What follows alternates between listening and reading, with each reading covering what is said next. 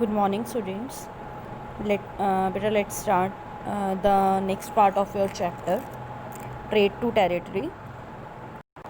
अब इसमें बेटा ये है how trade led to battle. अब जो ट्रेड था, जो ब्रिटिश आए थे इंडिया के अंदर व्यापार करने के लिए, वो बंगाल में उन्होंने अपना व्यापार बढ़ा लिया था.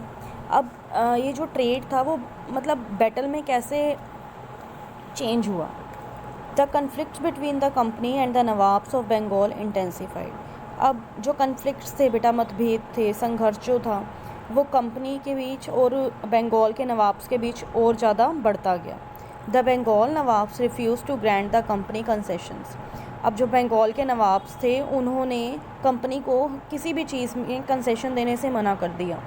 Demanded large tributes for the company right to trade. उन्होंने ये डिमांड की कि अगर आपको यहाँ पे व्यापार करना है, यहाँ पे ट्रेड करना है, तो उनके आगे बहुत सारी शर्तें रख दी कि आपको ये चीज़ें माननी पड़ेंगी. Denied it any right to mint coins and stopped it from extending its fortification. मतलब अगर उन शर्तों में से वो किसी भी एक को भी नहीं मानते तो बंगाल जो है, बंगाल के नवाब जो है वो मना कर देंगे उनको यहाँ पे ट्रेड करने के लिए. They also claimed that the company was depriving the Bengal government of huge amounts of revenue and undermining the authority of the नवाब. अब बंगाल के जो नवाब थे उन्होंने ये भी क्लेम किया कि कंपनी के कारण जो बंगाल के नवाब्स हैं उनको पूरा रेवेन्यू नहीं मिल पा रहा है गवर्नमेंट की तरफ से, और जो उनके हक हैं वो भी नहीं मिल पा रहे हैं. The conflicts led to the confrontation and finally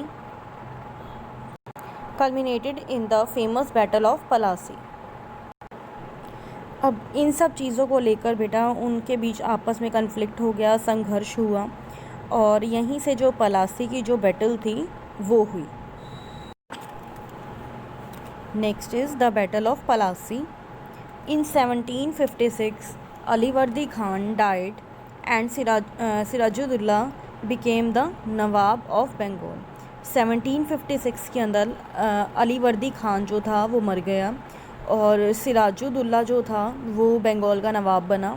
the company tried to help one of Siraj-ud-Daulah's rivals to become the nawab. अब जो कंपनी थी वो ये ट्राई कर रही थी कि जो उसका राइवल था, उसका जो दुश्मन था सिराजुद्दौला का, वो नवाब बने. After Sirajuddaulah came to know about the company strategy. जब सिराजुद्दौला को पता लगा कि कंपनी क्या कर रही है उसके खिलाफ, he asked them to stop meddling in their political affairs, stop fortification and pay the revenues. जब सिराजुद्दौला को पता चला कि कंपनी उसके खिलाफ क्या कर रही है, तो उन्होंने उसकी जो कंपनी की पॉलिटिकल अफेयर्स के अंदर जो था इंटरफेरेंस, उसको बंद करवा दिया. उनकी फोर्टिफिकेशन मतलब किलेबंदी को भी ख़त्म करवा दिया. एंड पे द रेवेन्यूज़, और रेवेन्यूज़ को पे करने लगा. In 1757 Robert Clive led the company army against Sirajuddaulah at Plassey. अब 1757 के अंदर रॉबर्ट क्लाइव जो था वो कंपनी का था. कंपनीज आर्मी अगेंस्ट, उसने अपनी एक कंपनी की आर्मी खड़ी कर दी सिराजुद्दौला के सामने पलासी में. The main reason for the defeat was the forces led by Mir Jafar never fought the battle.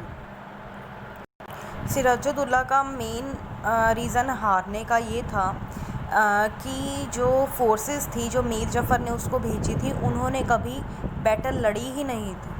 The battle of Plassey became famous because it was the first major victory the company won in India. ये इसलिए famous हुई क्योंकि ये major victory और first major victory थी company की तरफ से. The prime objective of company was the expansion of trade. Company का प्राइम ऑब्जेक्टिव यही था कि वो ट्रेड ज़्यादा से ज़्यादा बढ़ा सकें. If it can be done without conquest through the help of local rulers, then territories need not to be taken over directly.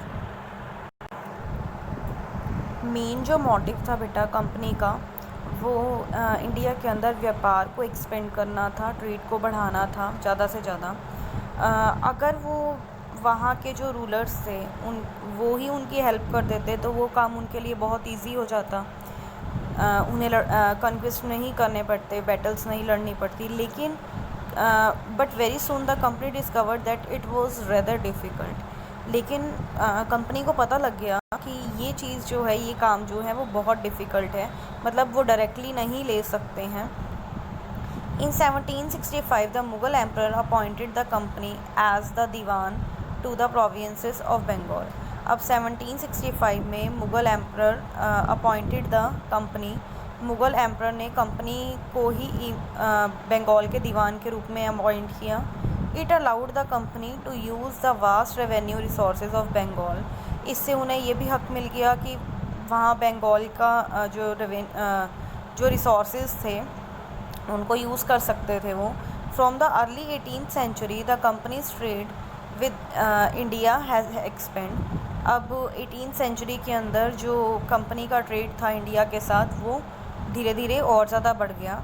Goods from India had to be brought with gold and silver imported from Britain. अब India का जो सामान था मतलब Britain से जो सोना और चांदी आते थे उनके साथ साथ इंडिया का जो सामान था वो भी ले जाया जाने लगा।